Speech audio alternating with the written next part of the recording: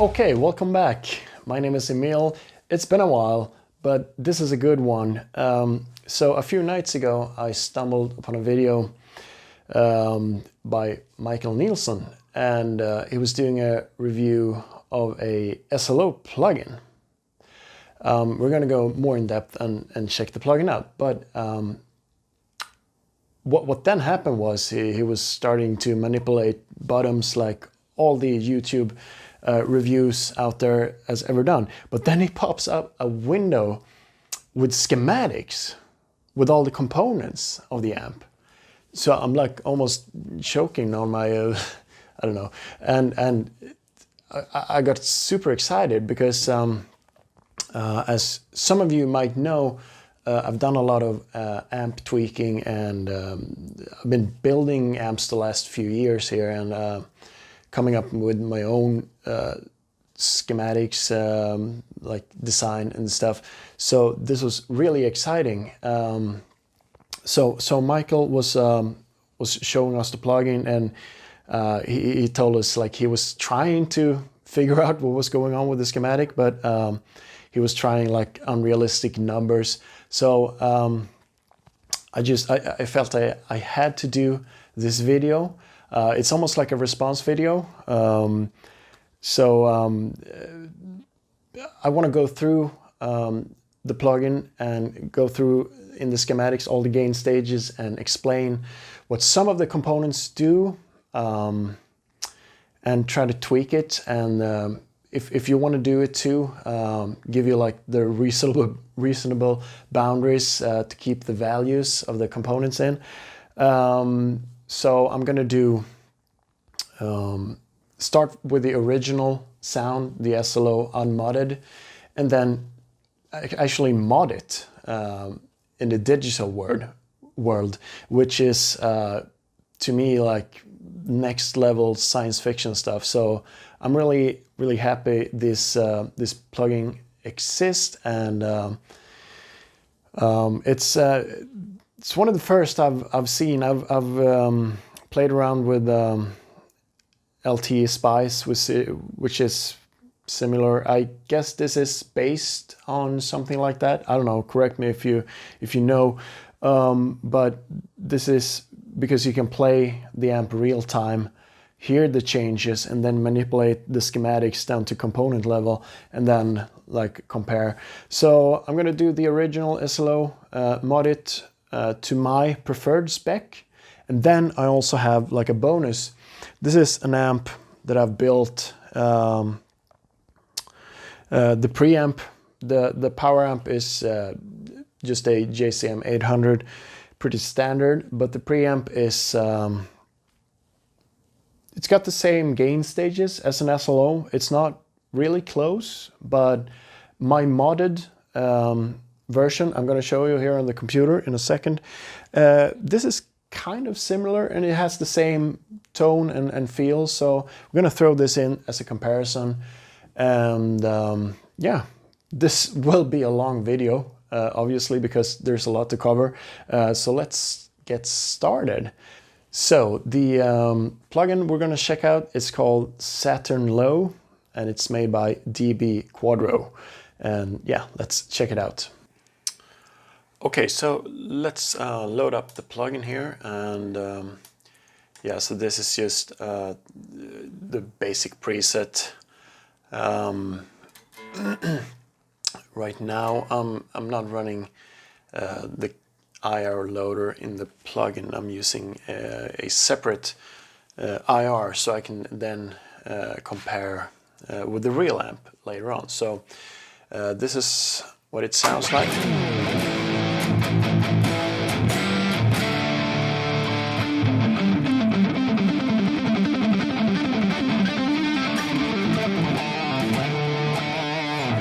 So yeah, already pretty cool. Let's see if we can. It's kind of bass heavy, so let's pull down some bass.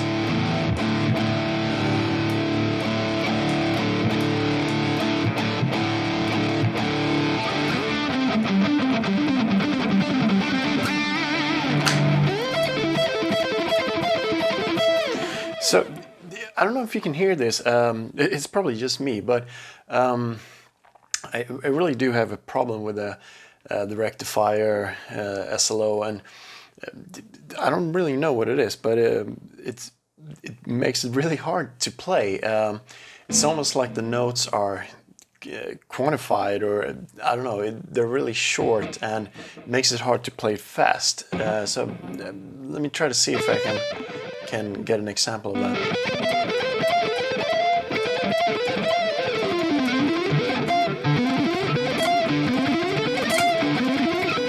Of course, you have to play it clean too. I mean, you can definitely do it, but it's something with the feedback from the sound and how I play.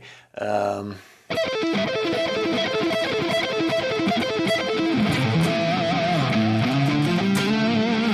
I mean, it's a great sound, but I've always had some difficulties playing these things, and I mean, this is as good as you can set this up with just a basic control. So when I saw this plugin, I just jumped on it because I've been doing some modding and building my own amplifiers, so I have a basic set of understanding for for schematics and what some of the components do. So let's look at so what you do inside the plugin. I'm not going to demo the plugin. I'm going to explain to you the functions and what components you should adjust and within what ranges. So when Michael mentioned this in his video, he was trying like 0 and then to 1 million. That's not going to work, obviously, because you need like a certain span. And let's see what we can come up with. So this is the basic sound out of this. So what you do is you press the preamp button and you get this schematic here. So first of all, we're not in the normal channel, we're in overdrive, so let's switch to that. The difference is, as you can see here, it's just one more gain stage. So you have the first gain stage. This is this is where the guitar inputs. Second one, this is your volume, so second one, and then third, that's your cold clipper. I'll get to that later when we look at it, but it's basically what makes the SLO the SLO. It's a cool, very cool thing. And then 4 and 5 is it's just a cathode follower. I mean, I'm not going to say it's not important, but what really shapes the sound in a tube amp is the first gain stages. That's what shapes the sound most dramatically. So we're not really going to do anything with the cathode followers. You have, I think, one for the send and return, and then just a regular to drive your tone stack. I'm not going to get too technical and involved. I just want to show you what you can do with this and what limits you have. So let's start with the first, and the first thing that can be like terrifying is, what is all this? And you don't even have the values printed out. You have to go down here. So R2, that would be your grid stopper, by the way. And you see it's 68, and you have a bunch of zeros. So what that is, it's 68K. It's a fairly regular number. So I'm not going to go into detail. You don't have to change that. That's not going to affect your sound. This is your impedance resistor. The R1 is 1 meg. You don't have to change that. It's just standard. So a lot of these components really doesn't do much for your sound. But I'm going to show you what actually makes a whole lot of difference, and what I usually do when I build my own amplifier, kind of what I like. So yeah, let's start it. This is your first triode, 1/2 of a 12 AX7. The first thing is cathode resistor and bypass cap. That's really interesting. So let's start with that. So R4, we can see it's 1.8K at the moment. So a realistic range here would be something from like 820 ohms to maybe 2.7K. 820 ohms used in a lot of early Marshalls, and 2.7K used in a lot of modern stuff. Friedman used that a lot. If you go above that, you're gonna send the tube. This is basically what biases this tube. You're gonna send it into cold clipping, which can be cool, which we're gonna see later on. But right now, it's we might not want to do that. I mean, you could experiment. So what I'm gonna do, R4, I like 820 ohms. I don't know, it just adds to that feeling. It's a little plexi-ish. As for the bypass cap, C1, I am gonna put it, right now it's 1 microfarad. I like the 0.68 or 680 nanofarad. So 680. Okay, cool. That's your first gain stage.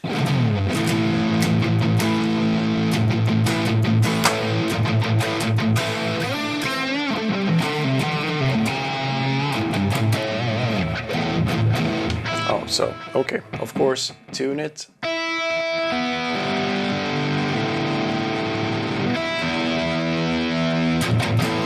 Okay, close enough for rock and roll. So just that two changes for me made it more like, I don't know, tighter, and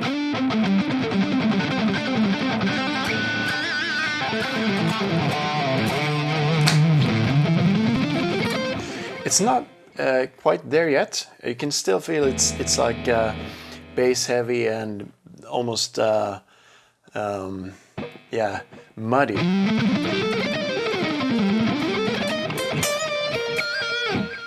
So, but it definitely helped.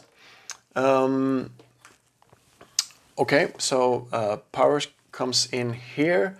So this is your plate resistor, the R3. It's now actually at a higher value, so that's gonna the plate resistor and the cathode resistor actually interacts. So definitely play with this one. You can 100 is like the standard value, but 220K, which is at right here, is actually pretty cool. Let's see if we can hear the difference. So that's 220. Let's see. So Jesus, so many zeros here. So like that.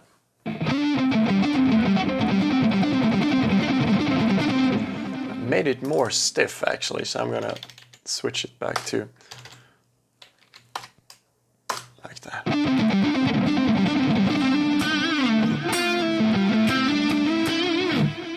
Okay, cool.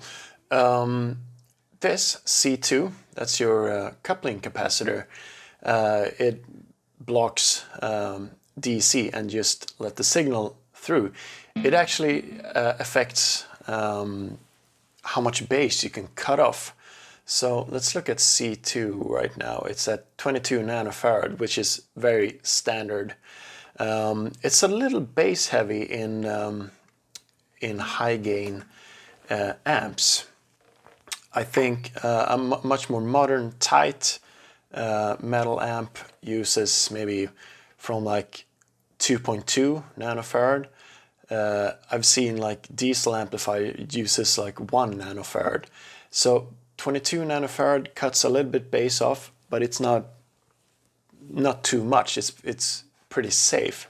So I'm gonna go and just remove 1 0.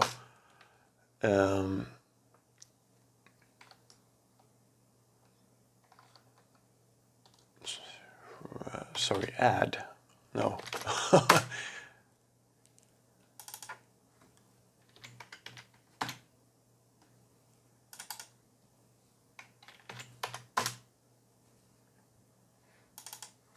Okay, 2.2.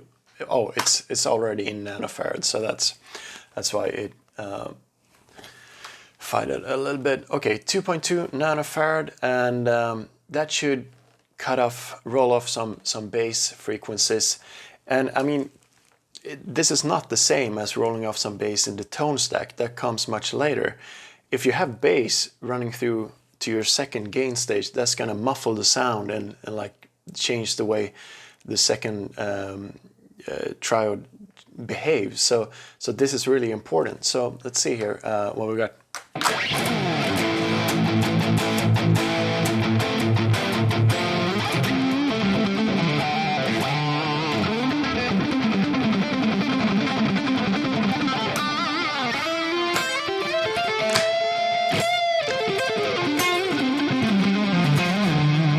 Jesus, I should really tune this guitar.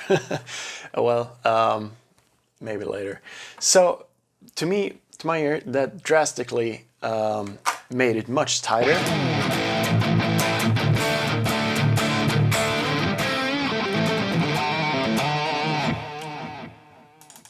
And 22.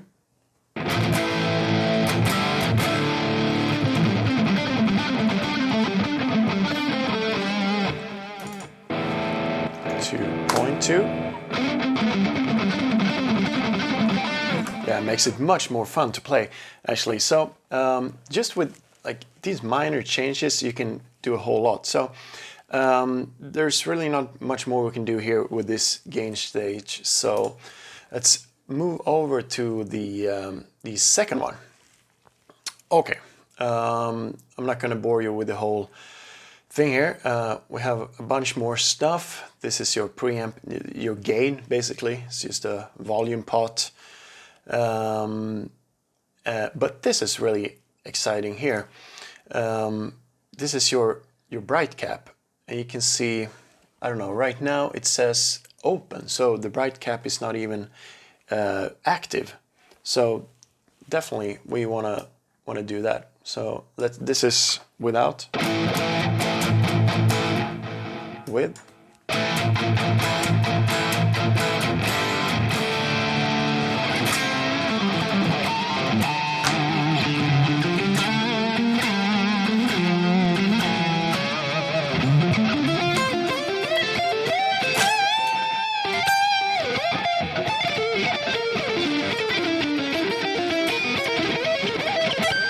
So yeah, that's just that's like the last bit of salt on your, I don't know, but that really made it sound very glassy and just great. I like that. So let's look at what the bright cap is, what the value is right now. You can see it's 1 nanofarad, which is quite high.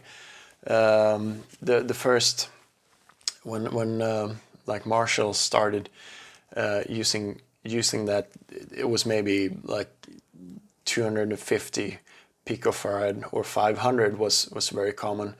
1 nanofarad is quite aggressive. I'm gonna try and reduce this to 500, which is 0.5 nanofarad. So let's see. See, this is 1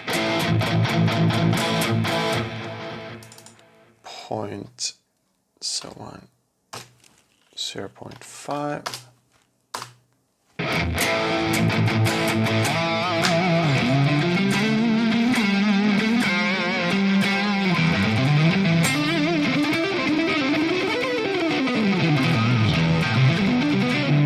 Yeah. All right. I think I like that more. It's just a value that I've come up with. I think 1 nanofarad is too aggressive. It's just me, and we shaved a lot of like bass frequencies in the first gain stage, so maybe a little bit more nice here, and it gets too ice picky after a while. So let's look at the rest of the components. You don't really have to do anything about this. Let's look at the plate resistor R7. at this stage is 100K, which is very standard. At the first stage it was 220K, so you could experiment putting a 220K here.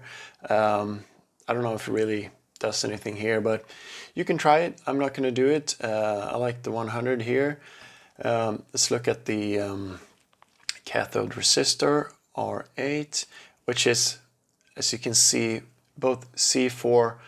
I know Mike Soldano uses the 1.8 and where is it? Yeah, 1 microfarad a lot in this preamp. So it's the same here. I'm gonna go ahead and change this to what I like the best. So 820. And just like we did in the first stage, where is it? C4, so 680 nanofarad, and let's see.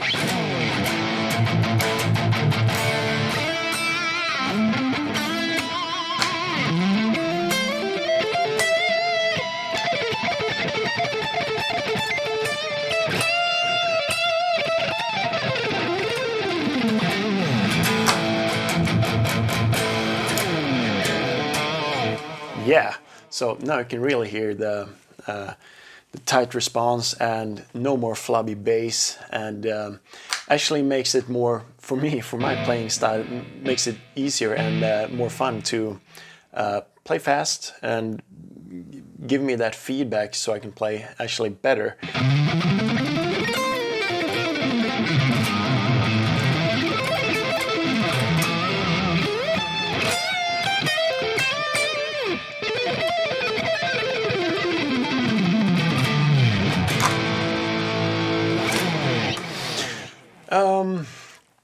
Let's see what else. Yeah, the coupling cap, the C5 is at 22 nano. I think I'm gonna leave it like this. If you also switch this one to, let's say, 2.2 or anything in between, I'm just you might not want to go, well, it really doesn't matter if you go higher than this. It's just gonna, well, it's not gonna cut a lot of as much as bass, but if you go lower than this number, it might get too thin. So let's see 2.2 again.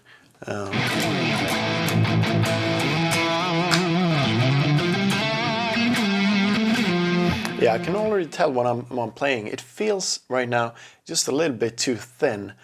The sound over to you, to your speakers, headphones, whatever you're listening to, might sound the same, but it's something missing. It doesn't have this like heaviness behind it. So 22 is good. Or, I mean, play around with it. 15. Let's see where it... So that's fatter. We can go up to 22.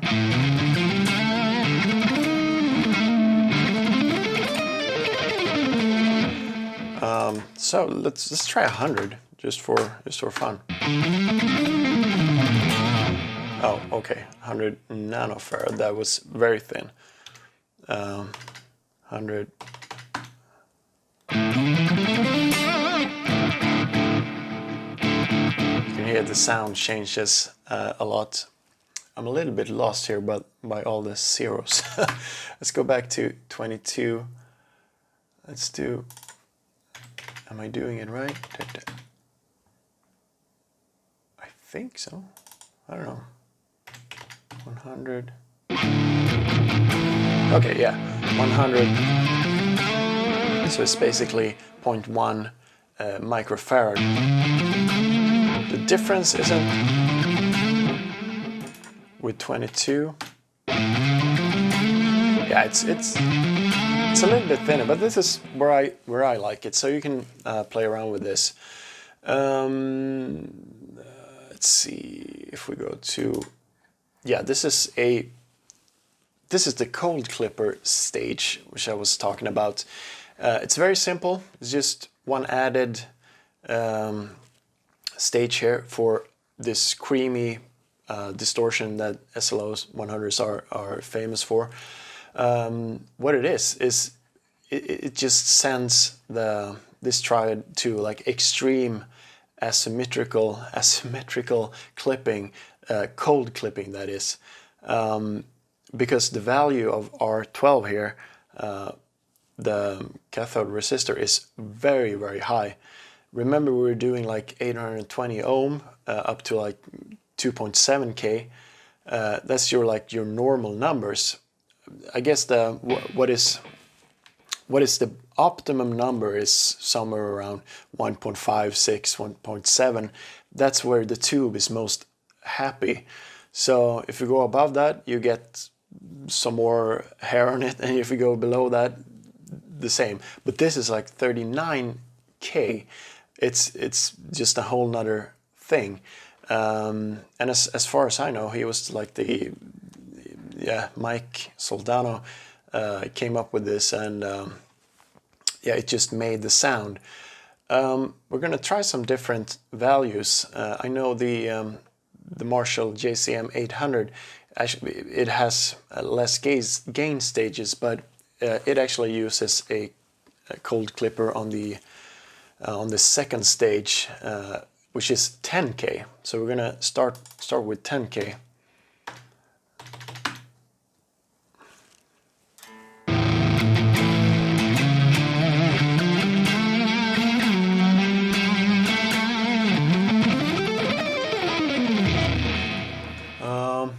I don't know.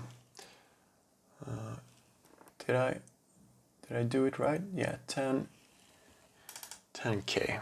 Let's go back to 39.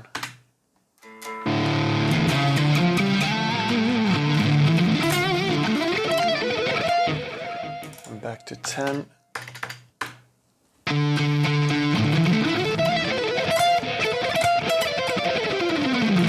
You can tell the gain is slightly less, and it's fighting me a little bit more. The 39K was actually nicer to play with. A number that I've come up with that I actually like, I think 39 is a little bit extreme, is I think 33K is a good compromise, is a good number for me.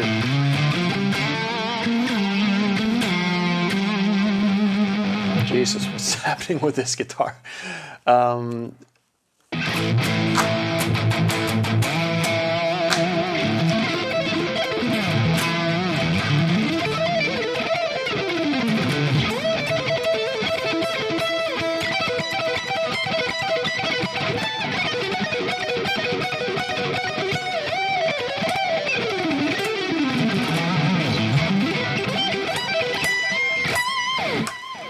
Yeah, so that is basically the mods I would do with a preamp like this to make it more playable, more enjoyable for me, and easier to play fast. Basically, cuts a lot of bass. Basically, that's what we're doing. We manipulated the cathode resistor and bypass cap, so that also helps with the feel. So yeah, now you know. I do have an actual amp that I was talking about in the beginning that is fairly close to this. It's my own design, but it's not far from this. I'm gonna be demoing first the original, the SLO, and this plugin, the modded plugin, which this now is, and my real tube amp. So we're going to do a comparison with that. So yeah, thanks for hanging out with me and listening to all this. I know it got a little long, but it's I get carried away with this stuff. So yeah, let's listen to the comparison, and thanks for watching.